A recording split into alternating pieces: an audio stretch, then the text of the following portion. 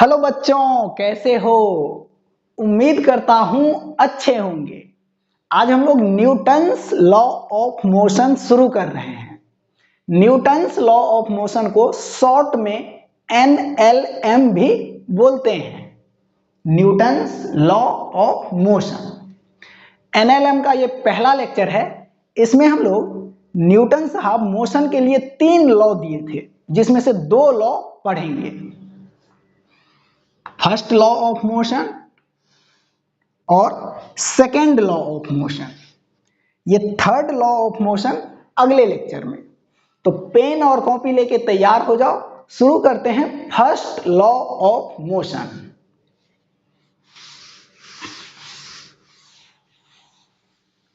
First law of motion का statement देखो।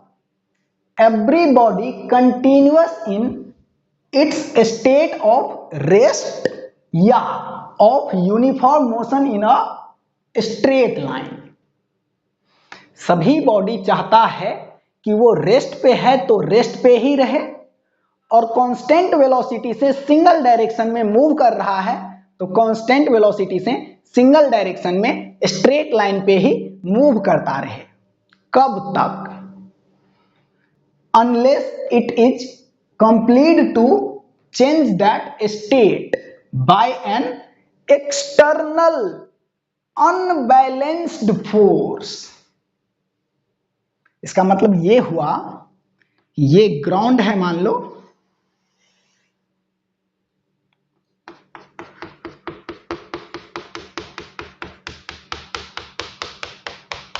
और इस ग्राउंड पे एक बॉडी रेस्ट पे है और एक बॉडी कांस्टेंट वेलोसिटी से सिंगल डायरेक्शन में स्ट्रेट लाइन पे मूव कर रहा है।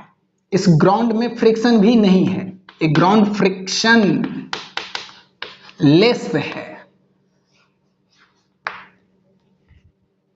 तो इस स्टेटमेंट का मतलब हुआ कि अगर कोई बॉडी रेस्ट पे है या फिर कोई बॉडी कांस्टेंट वेलोसिटी से एक स्ट्रेट लाइन पे मूव कर रहा है, तो इन दोनों बॉडी का इनिशियल सिचुएशन, इनिशियल कंडीशन तब तक बना रहेगा जब तक इस पे कोई एक्सटर्नल अनबैलेंस्ड फोर्स न आ जाए।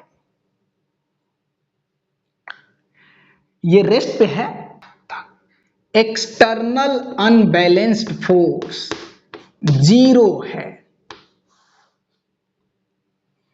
ये बॉडी तब तक रेस्ट पे बना रहेगा जब तक इस पे एक्सटर्नल अनबैलेंस्ड फोर्स 0 रहेगा, और ये बॉडी भी कांस्टेंट वेलोसिटी से सिंगल डायरेक्शन में स्ट्रेट लाइन पे मूव कर रहा है। तो इसका भी इनिशियल सिचुएशन तब तक बना रहेगा जब तक इस पे एक्सटर्नल अनबैलेंस्ड फोर्स 0 रहेगा। अनबैलेंस्ड का मतलब हुआ कि इस पे अगर एक्सटर्नल फोर्स इस डायरेक्शन में लगा दिए 10 न्यूटन का, और पीछे भी एक्सटर्नल फोर्स लगा दिए 10 न्यूटन का, तो यहां पे ध्यान से देखो, इस बॉडी पे एक्सटर्नल फोर्स तो आ गया, लेकिन ये एक्सटर्नल फोर्स आगे भी 10 है और पीछे भी 10 है। तो एक्सटर्नल फोर्स यहां पे बैलेंस है, बैलेंस है। इसका इनिशियल सिचुएशन तब बिगड़ेगा जब एक्सटर्नल फोर्स अनबैलेंस्ड होगा। तो अभी ये एक्सटर्नल फोर्स अनबैलेंस्ड नहीं है, अभी भी इस पे नेट एक्सटर्नल फोर्स 0 ही है। तो अभी भी इसका इनिशियल सिचुएशन वैसे ही बना रहेगा जैसे पहले बना था। ठीक? तो अगर किसी बॉडी का इनिशियल सिचुएशन बिगाड़ना है तो एक्सटर्नल फोर्स अनबैलेंस्ड होना चाहिए, अनबैलेंस्ड। ओके, अब देखो law of inertia. Law of inertia,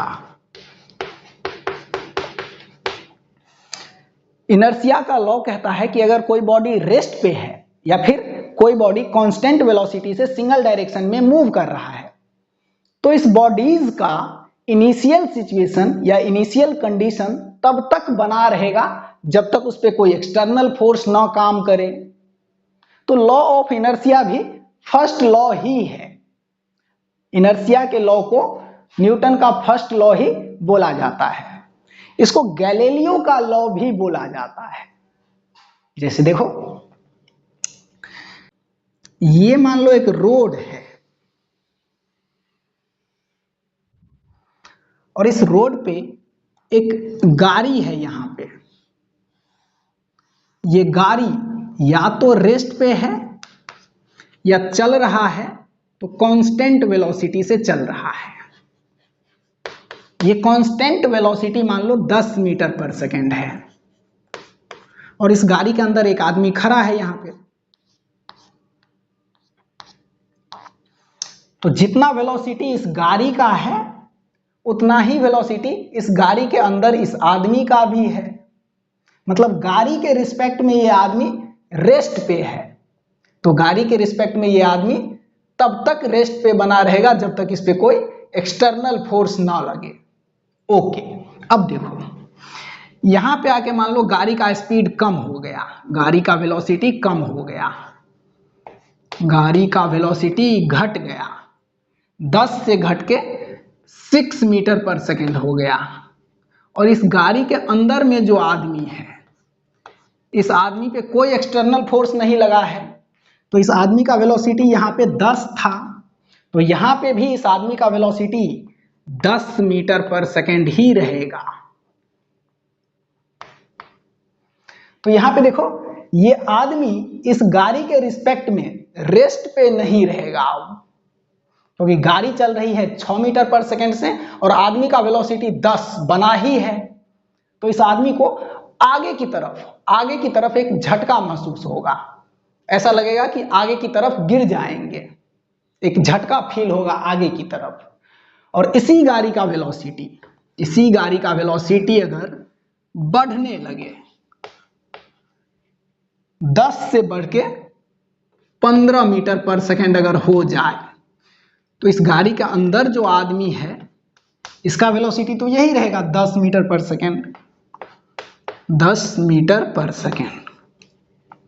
तो अब यहां पे भी देखो, ये आदमी इस गाड़ी के रिस्पेक्ट में रेस्ट पे नहीं है, गाड़ी चल रहा है 15 मीटर पर सेकेंड के स्पीड से और आदमी का वेलोसिटी 10 मीटर पर सेकेंड। तो यहां पे इस आदमी को पीछे की तरफ एक झटका महसूस होगा, ऐसा लगेगा कि पीछे की तरफ गिर जाएंगे, क्योंकि ये गाड़ी इस आदमी से ज्यादा वेलोसिटी से चल रहा है। तो ये आदमी वहीं पे छूटता हुआ महसूस होगा और गाड़ी भागता हुआ महसूस होगा, तो इस आदमी को पीछे की तरफ एक झटका फील होगा। वैसे भी हम लोग गाड़ी पे चढ़ते हैं तो जिस वक्त ब्रेक लगता है उस वक्त आगे की तरफ झुक जाते हैं, और जिस वक्त गाड़ी एक्सीलरेट करता है, वेलोसिटी बढ़ता है, उस वक्त पीछे की तरफ एक झटका महसूस होता है। इसी को इनर्शिया बोलते हैं कि ये आदमी मोशन के इनर्शिया में है तो मोशन में ही रहना चाहेगा, और यहाँ पे गाड़ी स्लो हो गया है तो आगे की तरफ झटका, और यहाँ पे गाड़ी फास्ट हो गया है तो पीछे की तरफ झटका। ओके, इसी को लॉ ऑफ इनर्शिया बोलते हैं। न्यूटन्स फर्स्ट लॉ को गैलीलियो का लॉ भी बोला जाता है। ओके, अब इसका कुछ एग्जाम्पल देखो, फर्स्ट लॉ का एग्जाम्पल।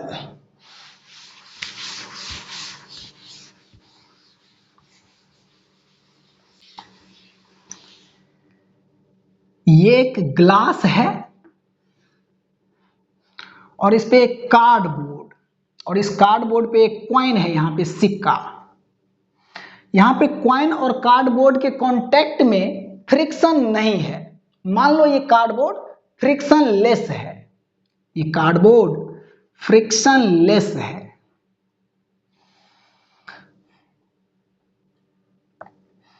अब इस कार्डबोर्ड पे इस डायरेक्शन में फोर्स लगाओ, तेजी से या धीरे से।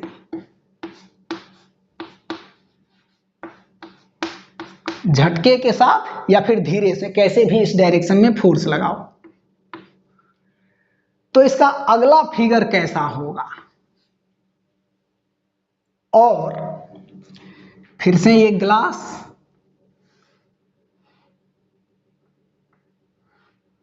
ये कार्डबोर्ड और इस पे एक कॉइन, और यहां पे इस कार्डबोर्ड और कॉइन के कांटेक्ट में फ्रिक्शन है, फ्रिक्शन जीरो नहीं है, यहां पे फ्रिक्शन है। यहां पे इस कार्डबोर्ड पे इस डायरेक्शन में तेजी से फोर्स लगाओ, झटके के साथ, तेजी से, ऐसे। तो इस झटके वाले फोर्स को इंपल्सिव फोर्स भी बोलते हैं। तो ये फोर्स इंपल्सिव है।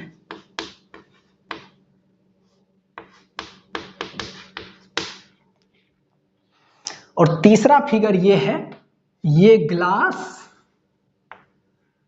और इस पे एक कार्डबोर्ड, इस पे एक क्वाइन, और यहां पे भी कार्डबोर्ड और क्वाइन के कांटेक्ट में फ्रिक्शन है, फ्रिक्शन है, फ्रिक्शन है, फ्रिक्शन जीरो नहीं है। यहां पे इस कार्डबोर्ड को धीरे से खींचो, धीरे से फोर्स लगाओ।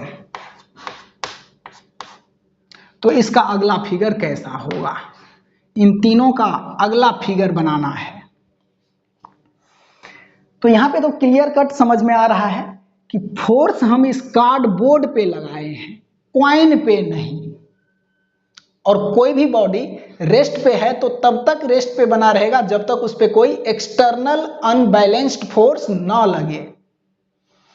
तो यहां पे देखो, कार्डबोर्ड और क्वाइन के कांटेक्ट में फ्रिक्शन भी नहीं है, तो फोर्स कार्डबोर्ड पे लगा है तो कार्डबोर्ड आगे की तरफ चलेगा, और इस क्वाइन पे कोई फोर्स नहीं लगा है इस डायरेक्शन में, तो ये क्वाइन यहीं पे रेस्ट पे बना रहेगा। और जैसे ही ये कार्डबोर्ड इस क्वाइन के नीचे से निकल जाएगा तो ग्रेविटी इस क्वाइन को नीचे खींच लेगा, तो ये क्वाइन इस ग्लास में गिर जाएगा। तो इसका अगला फिगर ऐसा, ये ग्लास, कार्डबोर्ड निकल गया क्वाइन के नीचे से, तो ये क्वाइन जो यहां पे था ये वर्टिकली डाउनवर्ड डायरेक्शन में नीचे गिर जाएगा इस ग्लास में। इसका पाथ स्ट्रेट लाइन होगा, वर्टिकली डाउनवर्ड। ओके, तो ये न्यूटन के फर्स्ट लॉ को फॉलो कर रहा है, ये न्यूटन के फर्स्ट लॉ को फॉलो कर रहा है।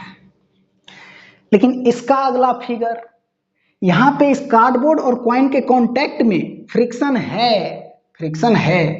जैसे ही इस कार्डबोर्ड को आगे की तरफ खींचेंगे तो इस क्वाइन पे इस कार्डबोर्ड और क्वाइन के कांटेक्ट में फ्रिक्शन आएगा, और इस फ्रिक्शन के वजह से ये क्वाइन कार्डबोर्ड के साथ आगे चलेगा। लेकिन कार्डबोर्ड इसके पीछे बहुत कम लेंथ तक है और फोर्स लगा दिए हैं यहां पे इंपल्सिव फोर्स, झटके वाला। तो ये कार्डबोर्ड बहुत जल्दी इस क्वाइन के नीचे से बाहर निकल जाएगा, और जैसे ही कार्डबोर्ड क्वाइन के नीचे से बाहर निकलेगा तो क्वाइन को सपोर्ट करने वाला अब कोई नहीं है, तो इस क्वाइन को आसानी से ग्रेविटी नीचे खींच लेगा, तो ये क्वाइन ग्लास डम्बलर में गिर जाएगा। लेकिन यही कार्डबोर्ड, इसी कार्डबोर्ड की लंबाई अगर पीछे बहुत ज्यादा है तो अब इस कार्डबोर्ड को आगे खींचो, तो अब इस क्वाइन पे फ्रिक्शन भी ज्यादा देर तक रहेगा। तो जब तक इस क्वाइन पे फ्रिक्शन रहेगा तब तक क्वाइन इस डायरेक्शन में इस कार्डबोर्ड पे चलता रहेगा। तो अगर ज्यादा लंबाई है पीछे कार्डबोर्ड का तो हो सकता है ये क्वाइन ऐसे चले, ऐसे चले, और यहां आके कार्डबोर्ड इस क्वाइन के नीचे से निकल गया तो यहां ग्रेविटी इसको नीचे गिरा देगा। तो अगर इधर ज्यादा लंबाई तक ले लेंगे कार्डबोर्ड तो ये क्वाइन ग्लास से बाहर में जाके भी गिर सकता है। लेकिन कार्डबोर्ड का लंबाई अगर बहुत कम है क्वाइन से पीछे तो कार्डबोर्ड आगे निकल जाएगा, और ये क्वाइन फ्रिक्शन की वजह से चलेगा तो आगे, लेकिन बहुत कम देर तक फ्रिक्शन रहेगा। तो जैसे ही ये कार्डबोर्ड क्वाइन के नीचे से बाहर निकलेगा ये ग्रेविटी इसको नीचे खींच लेगा। तो अगला फिगर इसका ऐसा होगा, ये ग्लास और कार्डबोर्ड निकल चुका है। शुरू में क्वाइन यहां पे था, फ्रिक्शन के वजह से थोड़ा आगे गया ये क्वाइन, लेकिन तब तक कार्डबोर्ड इसके नीचे से निकल गया तो फ्रिक्शन खत्म, तो अब ग्रेविटी इसको नीचे खींच लेगा। तो ऐसा बनेगा इसका फिगर, इस तरह से ये इस ग्लास में गिरेगा कर्व पाथ लेते हुए। तो यहां पे बताओ, कार्डबोर्ड को खींचने से ये क्वाइन इस ग्लास टम्बलर में गिर गया, ये न्यूटन के फर्स्ट लॉ का एग्जाम्पल है या नहीं है? सोच के। न्यूटन का फर्स्ट लॉ कहता है कि अगर कोई बॉडी रेस्ट पे है तो वो तब तक रेस्ट पे बना रहेगा जब तक उस पर कोई एक्सटर्नल फोर्स ना लगे। तो यहां पे देखो, कार्डबोर्ड को जैसे ही आगे खींचेंगे तो इस कार्डबोर्ड और कॉइन के कांटेक्ट में इस कॉइन पे फ्रिक्शन आ जाएगा आगे की तरफ, जिसके वजह से ये कॉइन कार्डबोर्ड के साथ आगे चलेगा। लेकिन ये फ्रिक्शन बहुत कम देर के लिए रहेगा, बहुत कम टाइम के लिए रहेगा। बहुत जल्द ये कार्डबोर्ड इस कॉइन के नीचे से आगे निकल जाएगा, तो ग्रेविटी इसको नीचे खींच लेगा। यहां पे ये कॉइन इस ग्लास में इसलिए गिर गया कि फ्रिक्शन फोर्स बहुत कम टाइम तक इस कॉइन पे रहा। अगर यही फ्रिक्शन फोर्स कुछ ज्यादा देर तक इस कॉइन पे होता तो ये कॉइन इस ग्लास में नहीं गिरता। तो ये न्यूटन के फर्स्ट लॉ का एग्जाम्पल नहीं है। नेट फोर्स इस कॉइन पे जीरो है कहां? ये कॉइन इसलिए इस ग्लास में नहीं गिरा कि इस पे नेट फोर्स जीरो था। ये कॉइन इसलिए ग्लास में गिरा कि इस पे फ्रिक्शन फोर्स आया तो, लेकिन बहुत कम देर के लिए आया, इसलिए ऐसे कर्व पाथ बनाते हुए ये कॉइन ग्लास में गिर गया। ठीक, अब इसका अगला फिगर। तो यहां पे इस कार्डबोर्ड पे धीरे धीरे फोर्स लगा है, स्लोली स्लोली खींच रहे हैं। तो कार्डबोर्ड पे किसी कॉइन को ऐसे रख के कार्डबोर्ड को धीरे धीरे आगे खींचेंगे तो ये कॉइन फ्रिक्शन के वजह से कार्डबोर्ड के साथ ही ऐसे चलता रहेगा। तो इसका अगला फिगर ऐसे बनेगा। ये ग्लास, कार्डबोर्ड आगे निकल गया और कॉइन भी इस कार्डबोर्ड पे यहीं पे रह गया, आगे निकल गया। यहां पे भी हमने फोर्स इस कॉइन पे नहीं लगाया है, इस कार्डबोर्ड पे लगाया है। तो कार्डबोर्ड को आगे निकल जाना चाहिए और कॉइन को ग्लास में नीचे गिर जाना चाहिए, पर ऐसा नहीं हुआ। क्यों? क्योंकि कार्डबोर्ड और कॉइन के कांटेक्ट में यहां पे फ्रिक्शन है। तो ये फ्रिक्शन फोर्स इस कॉइन को कार्डबोर्ड पे ही आगे लेके चला गया। यहां पे भी कॉइन और कार्डबोर्ड के कांटेक्ट में फ्रिक्शन है, पर यहां पे इस कार्डबोर्ड पे हम झटका वाला फोर्स लगाए हैं, इंपल्सिव फोर्स लगाए हैं। तो ये फ्रिक्शन फोर्स बहुत कम टाइम के लिए रहा। तो फ्रिक्शन की वजह से ये कॉइन आगे की तरफ चला तो, लेकिन जब तक ये ग्लास को क्रॉस करता करता तब तक कार्डबोर्ड इस कॉइन के नीचे से निकल गया, तो ग्रेविटी इसको नीचे खींच लिया, इसलिए ये कॉइन इस ग्लास में गिर गया। इसलिए नहीं गिरा कि इस कॉइन पे तो हम फोर्स लगाए ही नहीं, हम तो फोर्स लगाए हैं इस कार्डबोर्ड पे। तो कॉइन पे कोई फोर्स नहीं है, तो कॉइन पहले से रेस्ट पे है तो अभी भी रेस्ट पे बना रहेगा, और जैसे ही ये कार्डबोर्ड कॉइन के नीचे से निकल जाएगा तो ग्रेविटी इसको नीचे खींच लेगा। इसलिए यहाँ पे ये कॉइन नीचे नहीं गिरा है। कॉइन पे एक्सटर्नल फोर्स है, फ्रिक्शन, लेकिन ये फ्रिक्शन बहुत कम देर के लिए है, इसलिए ये कॉइन ग्लास में गिर गया है। तो न्यूटन के फर्स्ट लॉ का एग्जैक्ट एग्जाम्पल ये है, ये न्यूटन के लॉ का एग्जाम्पल नहीं है। ओके, तो कॉन्सेप्ट में इस तरह से क्लैरिटी होना चाहिए। आगे बढ़ते हैं, अब सेकेंड लॉ ऑफ मोशन देखो, Newton second law of motion.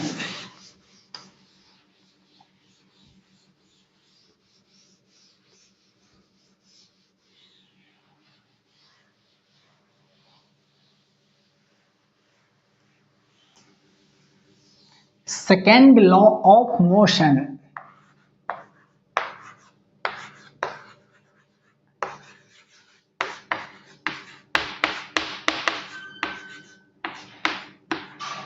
Newton second law of motion में एक क्वांटिटी का यूज आएगा, लीनियर मोमेंटम। तो पहले वो देखो, लीनियर मोमेंटम।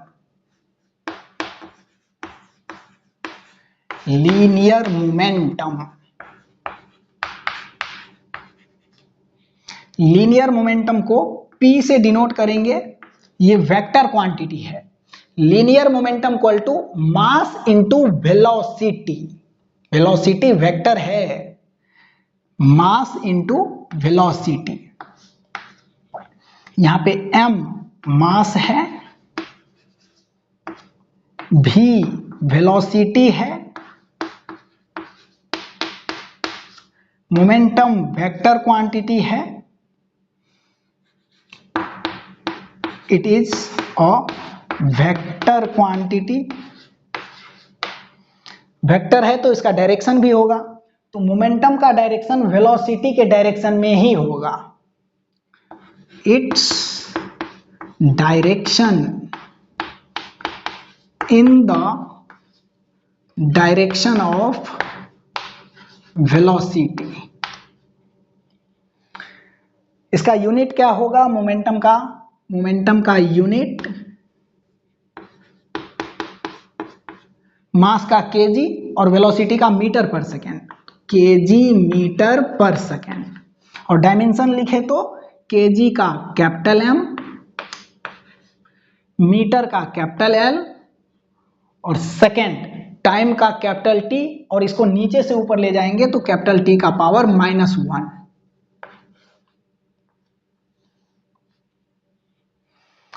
ठीक, अब देखो यहां पे मान लो एक ब्लॉक है जो t बराबर 0 टाइम पे इसका वेलोसिटी है 3 मीटर पर सेकेंड और इसका मास है 2 kg, और t बराबर 2 सेकेंड पे इसका वेलोसिटी हो गया 8 मीटर पर सेकेंड। तो t बराबर 0 टाइम पे इसका मोमेंटम क्या होगा? t बराबर 0 टाइम पे इसका मोमेंटम मास इंटू वेलोसिटी, तो मास है 2 और वेलोसिटी है 3, तो 3 दूना 6 केजी मीटर पर सेकेंड। और t बराबर 2 सेकेंड पे इसका momentum, momentum at 2 second equal to m भी, तो मास है 2 और वेलोसिटी है 8, तो 2 इंटू 8 16 केजी मीटर पर सेकेंड। तो ये है t बराबर 0 सेकेंड पे मोमेंटम, और ये मोमेंटम है t बराबर 2 सेकेंड पे। यहां पे कोई 0 और 2 सेकेंड के बीच चेंज इन मोमेंटम पूछे तो change in momentum equal to p final minus p initial. ध्यान रहे ये वेक्टर है, तो वेक्टर तरीका से इसको सब्ट्रैक्ट करेंगे। और मोशन यहाँ पे एक ही लाइन पे है, मोशन 1D है, तो मोशन के अलोंग एक डायरेक्शन को पॉजिटिव मानो और इसके अपोजिट डायरेक्शन को नेगेटिव मान लो, और साइन के साथ इसमें पुट करो p फाइनल और p इनिशियल को, तो चेंज इन मोमेंटम मिलेगा। तो change in momentum equal to p final, तो 2 सेकेंड पे मोमेंटम है 16 इस डायरेक्शन में, वेलोसिटी के डायरेक्शन में, तो ये पॉजिटिव डायरेक्शन है, तो p फाइनल के जगह पे 16 रखो पॉजिटिव साइन के साथ, और फिर minus p initial. p initial 6 kg metre पर सेकेंड है इस डायरेक्शन में, पॉजिटिव डायरेक्शन में, तो p इनिशियल के जगह पे 6 रखेंगे पॉजिटिव साइन के साथ, तो 6। तो change in momentum, change in momentum equal to 16 में से 6 गया तो 10 केजी मीटर पर सेकेंड। चेंज इन मोमेंटम 10 मिला पॉजिटिव साइन के साथ, मतलब इस डायरेक्शन में। मोमेंटम वेक्टर है तो चेंज इन मोमेंटम भी वेक्टर ही होगा, तो चेंज इन मोमेंटम का मैग्नीट्यूड आया 10 प्लस साइन के साथ, मतलब इस डायरेक्शन में। ओके, तो इस तरह से हम लोग मोमेंटम, चेंज इन मोमेंटम निकालेंगे। अब देखो न्यूटन का second law, Newton's second law of motion. ये कहता है कि rate of change in linear momentum, rate of change in linear momentum directly proportional to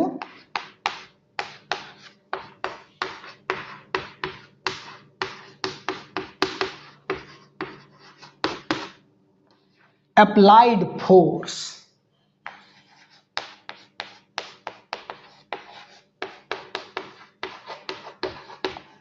मतलब फोर्स बराबर rate of change in linear momentum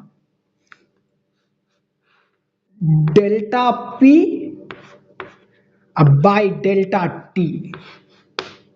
मतलब कितना मोमेंटम में चेंज आया और वो चेंज आने में कितना टाइम लगा, ये है rate of change in momentum, जो कि बराबर होगा अप्लाइड फोर्स के। ओके, अब यहां पे देखो हम इसको ऐसे भी लिख सकते हैं, applied force equal to P final minus P initial अब बाय टाइम इंटरवल।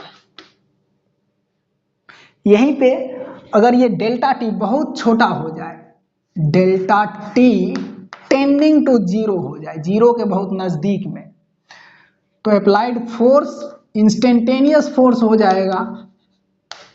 और यहां पे ये फोर्स एवरेज फोर्स है। तो अप्लाइड फोर्स बराबर छोटे चेंज के लिए ट्रायंगल सिंबल के जगह पे डी का यूज करते हैं, तो D P by D T, ये है अप्लाइड फोर्स।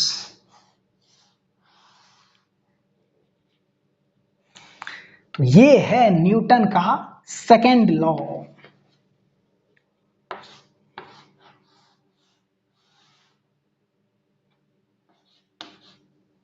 फोर्स का डायरेक्शन वही होगा जो चेंज इन मोमेंटम का डायरेक्शन होगा। P final minus P initial के डायरेक्शन में ही होगा इस फोर्स का डायरेक्शन। ये पॉइंट यहां पे नोट कर देते हैं कि direction of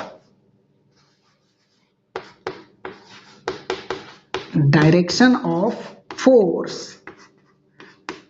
in the direction of change in momentum, change in momentum के डायरेक्शन में ही फोर्स का डायरेक्शन होगा। ओके, अब इस पे क्वेश्चन कर लो, इस पे क्वेश्चन कर लो, इसको मिटाते हैं। अब क्वेश्चन, एक क्वेश्चन है, एक बॉडी है, इसका मास 2 kg और t बराबर 0 टाइम पे इसका वेलोसिटी है 4 मीटर पर सेकेंड। और अब इस बॉडी पे एक फोर्स लगा और 2 सेकेंड में t बराबर 2 सेकेंड पे इस बॉडी का वेलोसिटी हो गया है 4 से 3 मीटर पर सेकेंड और डायरेक्शन ये हो गया है ये। तो इस बॉडी पे कितना फोर्स लगा इस 0 से 2 सेकेंड के इंटरवल में और उस फोर्स का डायरेक्शन क्या होगा, ये निकालना है। फोर्स इक्वल टू व्हाट, तो आपके पास फॉर्मूला है, आप इसको ट्राई करें, हम भी इसको सॉल्व करते हैं। P इनिशियल, तो P बराबर m भी, तो t बराबर 0 टाइम पे वेलोसिटी है 4, तो m भी करेंगे तो 2 चौका 8 kg मीटर बाय सेकेंड और P फाइनल t बराबर 2 सेकेंड पे मास 2 और वेलोसिटी 3, तो m भी 3 दूना 6 kg मीटर पर सेकेंड। और इस मोमेंटम से इस मोमेंटम पे जाने में टाइम लगा है 0 से 2, मतलब डेल्टा t 2 सेकेंड। तो देखो ये फोर्स मिल जाएगा, फोर्स बराबर P फाइनल 6 है माइनस P इनिशियल 8 है, अब बाय डेल्टा T 2 सेकेंड तो 2। पर ध्यान रहे कि 6 और 8 को वेक्टर तरीका से सब्ट्रैक्ट करना है। तो यहां पे 6 फाइनल मोमेंटम है जो कि इस डायरेक्शन में है, और 8 इनिशियल मोमेंटम है जो इस डायरेक्शन में है, इस डायरेक्शन में है 8। तो इन दोनों को वेक्टर तरीका से सब्ट्रैक्ट करना है, दोनों के बीच का एंगल 90 डिग्री है। तो वेक्टर तरीका लगाओ सब्ट्रैक्शन के लिए, तो ये आएगा F बराबर अंडर रूट 6 का स्क्वायर प्लस 8 का स्क्वायर और minus 2 into 6 into 8 into cos theta, और थीटा है दोनों वेक्टर के बीच का एंगल जो कि 90 डिग्री है, तो कॉस 90 वाला टर्म 0 हो जाएगा। तो ओनली 6 का स्क्वायर प्लस 8 का स्क्वायर, तो 6 का स्क्वायर 36 प्लस 8 का स्क्वायर 64 बट्टा ये 2। तो यहां पे देखो फोर्स बराबर अंडर रूट 36 प्लस 64 100 होगा। F बराबर अंडर रूट 100/2, तो F बराबर 100 को रूट से बाहर निकालो तो 10/2, 2 से ये 10 कटेगा 5 न्यूटन। तो ये फोर्स मिला 5 न्यूटन। अब इस बॉडी पे लगने वाले फोर्स का डायरेक्शन, तो डायरेक्शन भी यहीं से मिलेगा, यहीं से P final minus P initial का जो डायरेक्शन होगा वही होगा फोर्स का डायरेक्शन। तो फोर्स का मैग्नीट्यूड मिल गया है 5, और डायरेक्शन देखो 6 माइनस 8 का डायरेक्शन, तो ये है 6 और ये है 8, तो इतना ही मैग्नीट्यूड का अपोजिट डायरेक्शन में जो वेक्टर होगा ये होगा -8, और हमें डायरेक्शन चाहिए 6 माइनस 8 का, तो 6 और -8 का रिजल्टेंट इधर कहीं पे आएगा, इधर। तो ये एंगल कितना, इस एंगल को थीटा मानो, तो tan थीटा बराबर इस 6 वाले वेक्टर को यहां पे चिपकाओ पैरेलल शिफ्ट करके, तो tan थीटा बराबर 6/8 perpendicular by base, tan theta बराबर 6/8।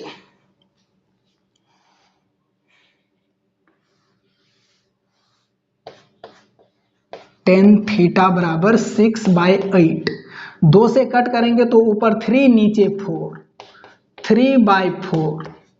tan थीटा बराबर 3/4, तो थीटा बराबर 37 डिग्री, क्योंकि tan 37 डिग्री का वैल्यू ही 3/4 होता है।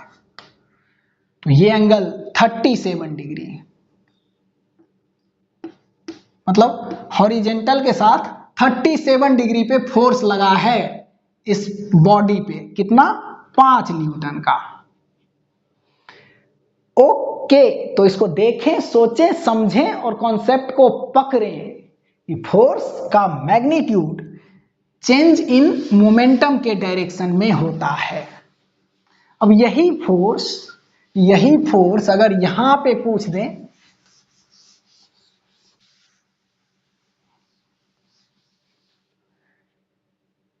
यहां पे t बराबर 0 टाइम पे वेलोसिटी है 3 और 2 सेकेंड पे वेलोसिटी है 8, मास है 2 kg, तो 0 टाइम पे मोमेंटम 6 और 2 सेकेंड पे मोमेंटम 16।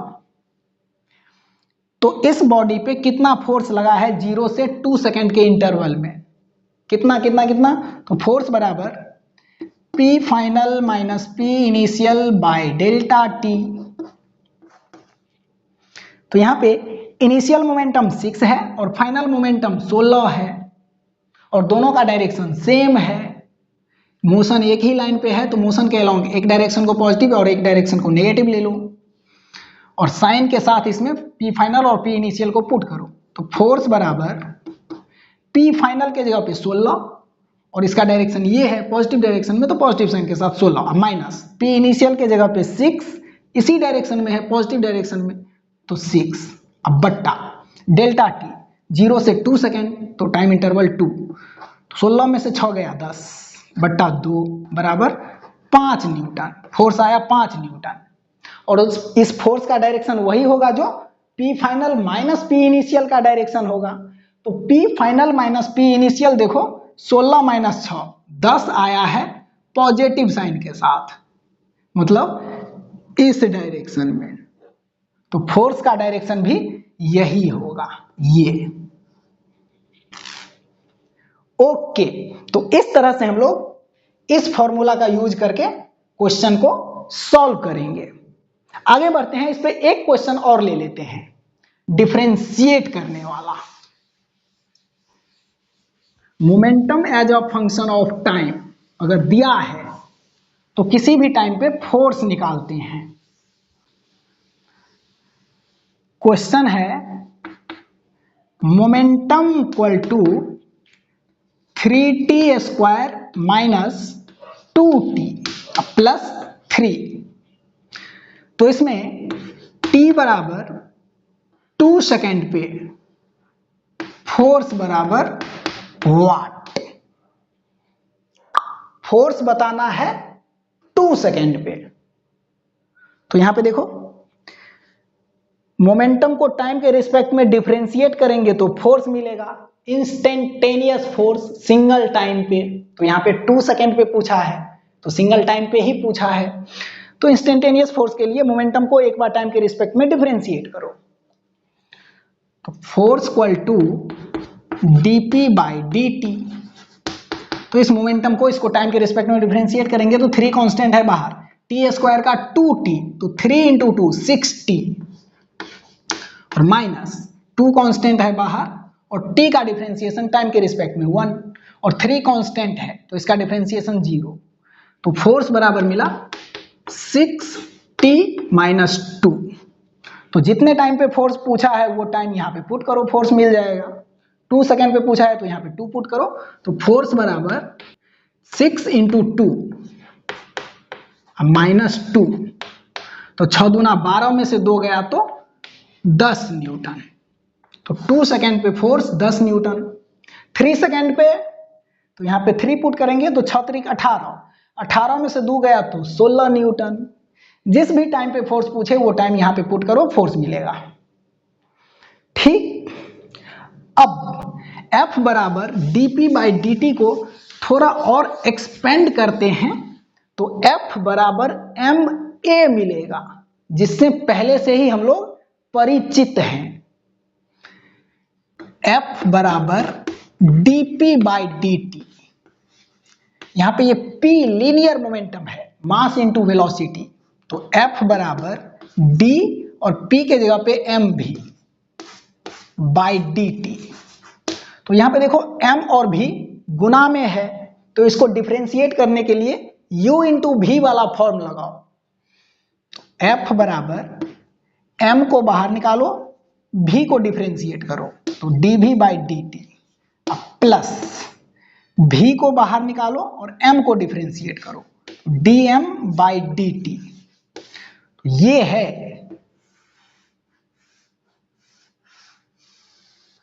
Newton second law. यहां पे देखो ये dm चेंज इन मास है। तो मान लो इस बॉडी का मास है 2 kg, इसका वेलोसिटी 10 मीटर पर सेकेंड या 50 मीटर पर सेकेंड कर देंगे तो इसका मास 3 kg हो जाएगा क्या, 1 kg हो जाएगा क्या? नहीं होगा। इसका मतलब इस बॉडी के मास में कोई चेंज नहीं आएगा, और मास में कोई चेंज नहीं आ रहा है मतलब चेंज इन मास 0 है। तो चेंज इन मास वाला टर्म को यहाँ पे हम लोग 0 कर देंगे। तो यहाँ पे देखो क्या बचेगा, F बराबर m dv बाई dt। ये dv by dt rate of change in velocity है, इसी को एक्सीलरेशन बोलते हैं। तो F बराबर m a, ये न्यूटन सेकेंड लॉ। F बराबर m a, इनको हम लोग पहले से भी जानते हैं। यहां पे एक बॉडी ले लो और इस पे फोर्स लगा दो, बहुत सारा फोर्स, F1 F2 F3 अलग अलग डायरेक्शन में डिफरेंट डिफरेंट मैग्नीट्यूड का फोर्स लगा दो। इस बॉडी का मास मान लो m है, तो ये बॉडी मान लो इस डायरेक्शन में a एक्सीलरेशन से चल दिया। यहां पे ये F इस बॉडी पे लगने वाला नेट फोर्स है, ये m इस बॉडी का मास है और ये a इस बॉडी का एक्सीलरेशन है। तो इसको हम लोग ऐसे भी लिख सकते हैं, इस बॉडी पे लगने वाला net force F1 plus F2 plus F3 1 2 3। तो इस बॉडी पे लगने वाले तीनों फोर्स का वेक्टर सम कर दो और इसका मैग्नीट्यूड बराबर मास इनटू इस बॉडी का एक्सीलरेशन। तो ये है लॉ। तो इसको हम लोग ऐसे भी लिख सकते हैं, किसी बॉडी पे लगने वाला नेट फोर्स F नेट बराबर उस बॉडी का मास इनटू एक्सीलरेशन। बॉडी के एक्सीलरेशन का डायरेक्शन वही होगा जो बॉडी पे नेट फोर्स का डायरेक्शन होगा।